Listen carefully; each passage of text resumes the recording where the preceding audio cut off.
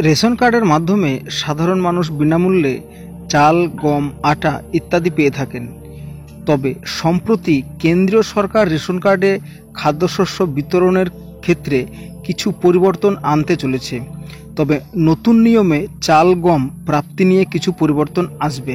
তো বন্ধুরা, আজকের ভিডিওতে কি কি পরিবর্তন আসবে এবং সাধারণ মানুষের উপর কি কি পরিবর্তনগুলি প্রভাব ফেলবে সমস্তটাই আপনাদেরকে দেখানোর চেষ্টা করব। তো বন্ধুরা, ভিডিওটি প্লিজ কন্টিনিউ করুন। নতুন নিয়মে কি কি পরিবর্তন? 1 নভেম্বর থেকে এই নতুন নিয়ম কার্যকর হয়েছে। এখন থেকে সাধারণ রেশন কার্ডধারীরা আগের মতো 3 কেজি চাল এবং 2 কেজি গমের বদলে 2.5 কেজি চাল এবং 2.5 কেজি গম পাবেন। অর্থাৎ চালের পরিমাণ কিছুটা কমানো হয়েছে এবং গমের পরিমাণ বাড়ানো হয়েছে। তো এই পরিবর্তন খাদ্যশস্যের প্রাপ্তির ক্ষেত্রে ভারসাম্য আনবে বলে আশা করা হচ্ছে। অন্তর্দয় কার্ডধারীদের জন্য নতুন সুবিধা। তো কী সুবিধা, চলুন আমরা জেনে নিই। যে সমস্ত গ্রাহকদের অন্তর্দায়ভুক্ত কার্ড রয়েছে তারা সাধারণত 35 কেজি খাদ্যশস্য পেয়ে থাকেন। তবে নতুন নিয়মে এখন থেকে তারা 18 কেজি চাল এবং 17 কেজি গম পাবেন।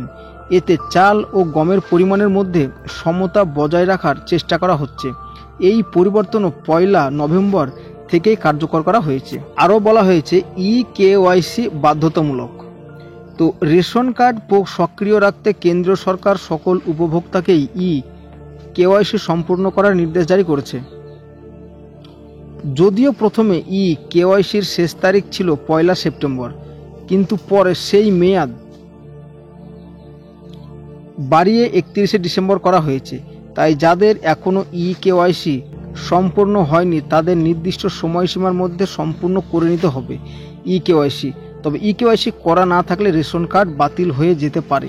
তবে কেন্দ্রীয় সরকারের এই উদ্দেশ্য, অর্থাৎ এই পরিবর্তনের উদ্দেশ্য কী, তো জেনে নেওয়া যাক। কেন্দ্রীয় সরকারের এই উদ্যোগের মূল উদ্দেশ্য হলো উপভোক্তাদের মধ্যে খাদ্যশস্যের প্রাপ্যতায় ভারসাম্য আনা এবং খাদ্য বিতরণ ও ব্যবস্থাকে আরও কার্যকর করা।